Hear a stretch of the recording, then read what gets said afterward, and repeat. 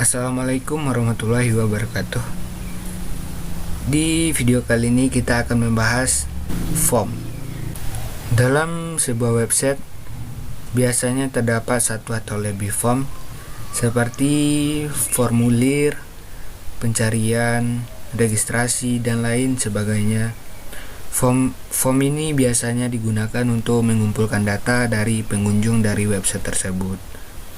Sebuah form boleh jadi memiliki beragam kontrol, mulai dari teks input, combo box, button, dan lain sebagainya. Kita akan mempelajari sebagian kontrol yang biasanya digunakan, yang paling sering digunakan di dalam halaman web. Sebagai contoh seperti ini.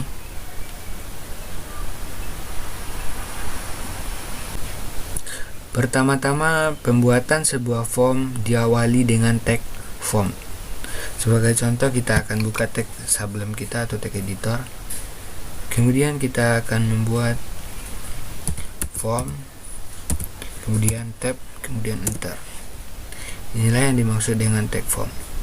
Kita akan membuat yang maksudnya adalah pembuatan sebuah form diawali dengan tag form ini. Setiap kontrol-kontrol yang dibutuhkan ditempatkan di dalam form ini. Maksudnya kita membuat contoh H1 tab, kemudian kita akan menuliskan formulir pendaftaran. Formulir pendaftaran.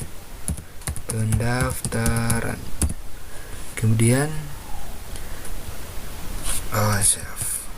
ini tidak akan terjadi apa-apa, cuman yang akan tampil seperti ini. Kita buka di browser, klik kanan, kemudian open in browser, kemudian hasilnya seperti ini.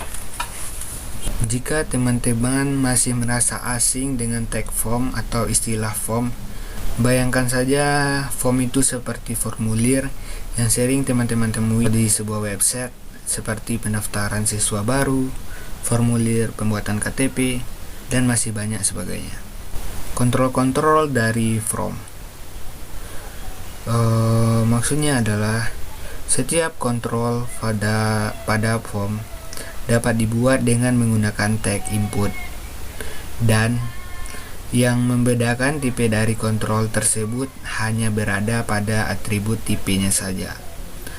Seperti contoh, kita akan membahas tag label. Label digunakan untuk memberikan keterangan pada setiap input yang ada. Jika diperhatikan formulir pendaftaran di situs Yahoo, yang disebut dengan label adalah ditandai berikut ini. Seperti contoh seperti ini. Kalau contoh kode programnya seperti ini, teman-teman bisa menambahkan di bawah tag H1, kemudian kita ketikkan label, kemudian tab, for tab, kemudian name. Kemudian di dalamnya ini, keterangan ini kita buat keterangan input.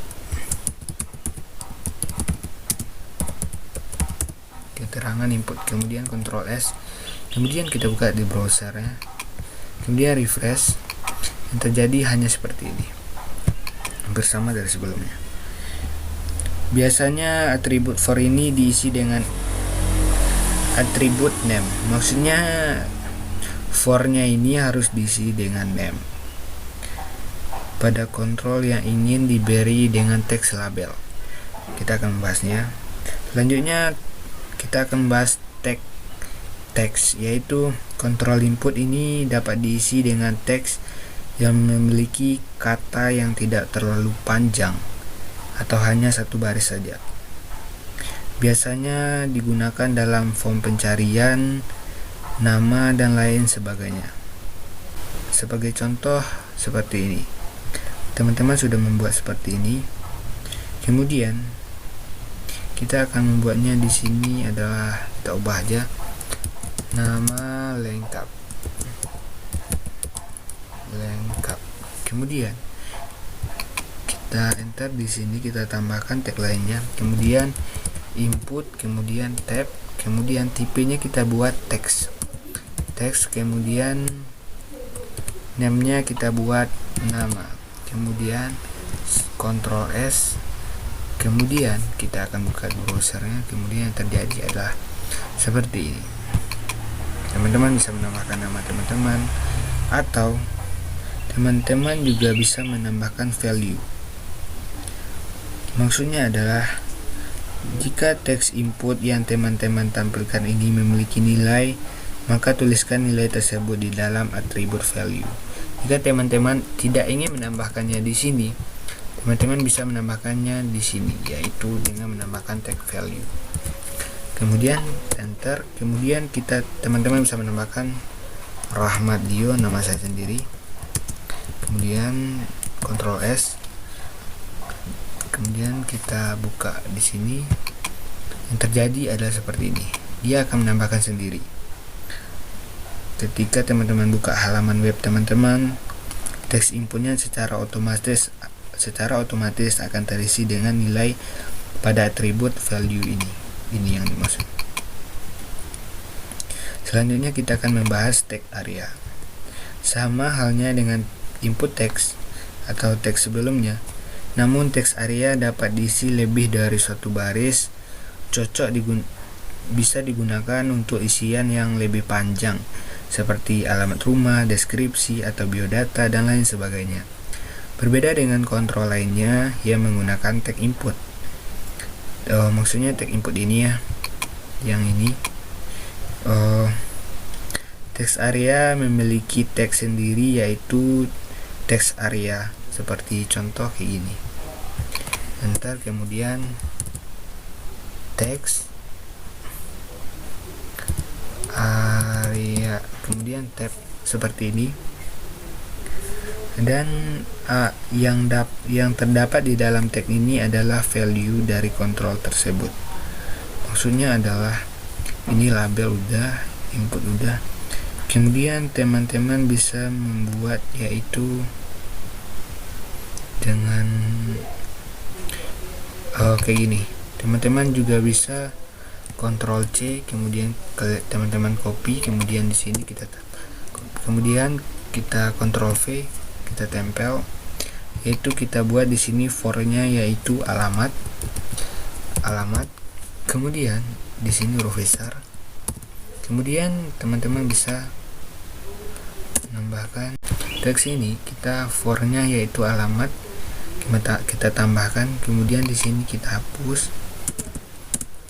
Teman-teman bisa mengisi di sini alamat lengkap,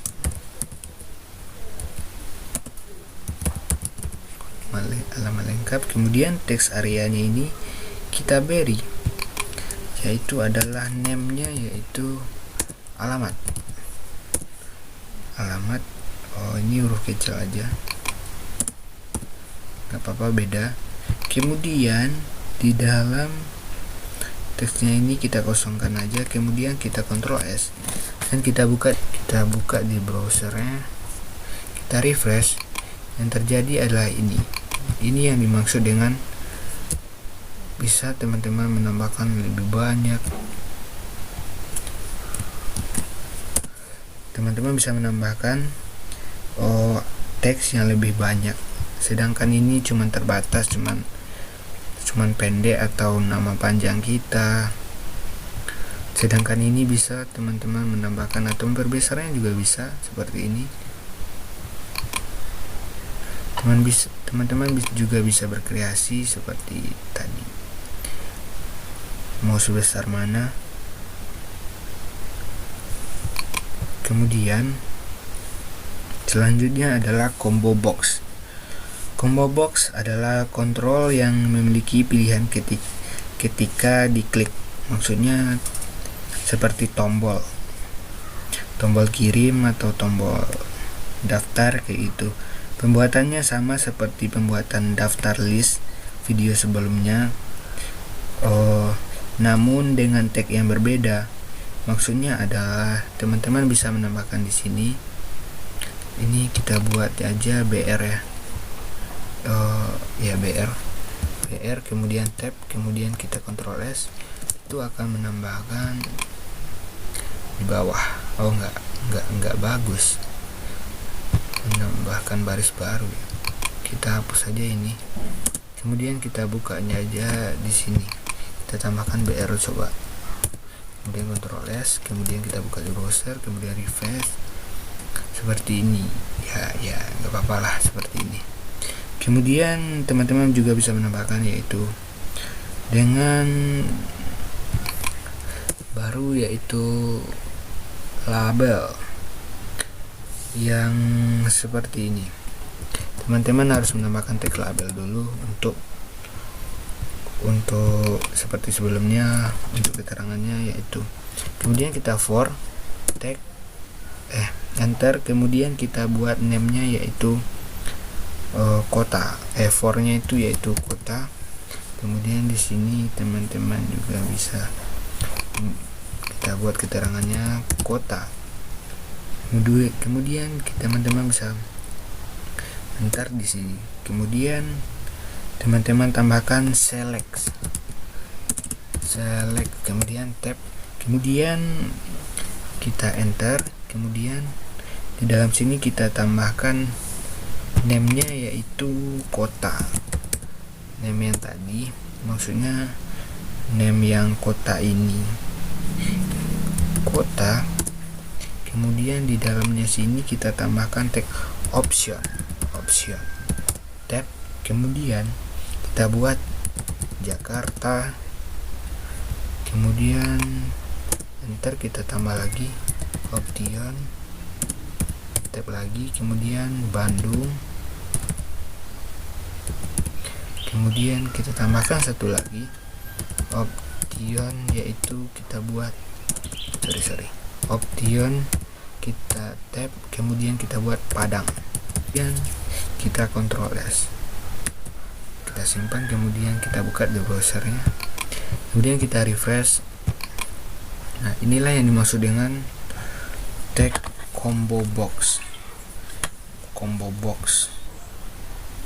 Kita bisa memilih atau seperti ini, kita buat aja di sini ya teman-teman. Teks area kota, yaitu kita buat aja tag BR, kemudian tab, kemudian Ctrl S supaya baris baru, kemudian refresh seperti ini.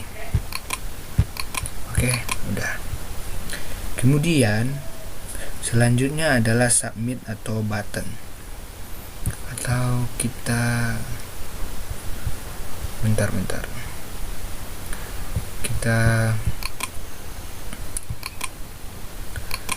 kita komentarin aja ini, kemudian kontrol, kemudian garis miring, kita Ctrl S, kita simpan supaya teman-teman lebih paham ya yang dimaksud dengan submit.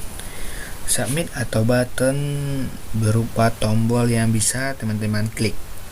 Penggunaan atribut value pada kontrol ini akan merubah teks yang ada di dalamnya. Maksudnya adalah seperti ini.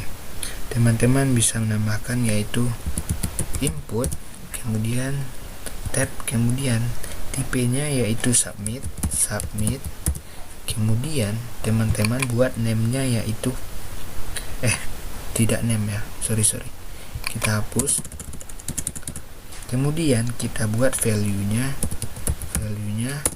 yaitu adalah kirimkan data atau kirim data.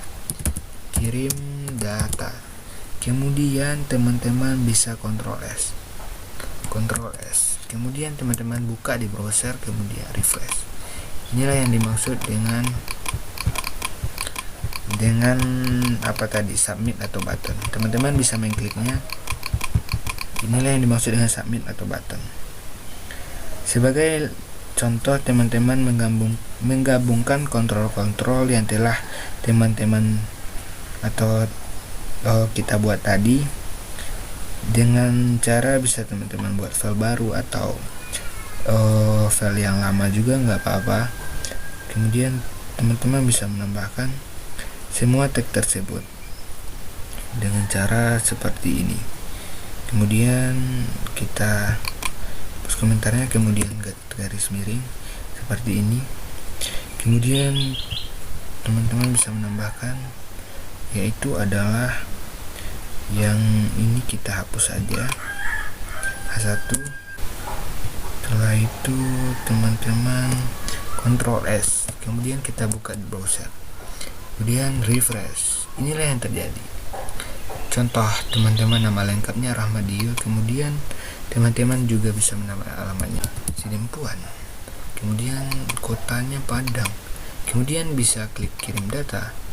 Itu akan terkirim, maksudnya terkirim itu tidak akan terkirim kemana-mana, cuma sebagai contoh yang dimaksud tersebut. Kemudian teman-teman juga bisa menambahkan di sini teks BR ya. Kita tambahkan teks BR di sini, coba Ctrl S.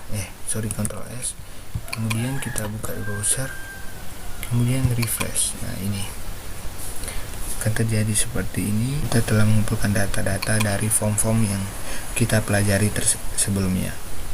Karena dalam HTML kita tidak bisa melakukan proses pengolahan data. Ingat bahwa HTML hanya digunakan untuk memformat dokumen, bukan untuk memproses sebuah data.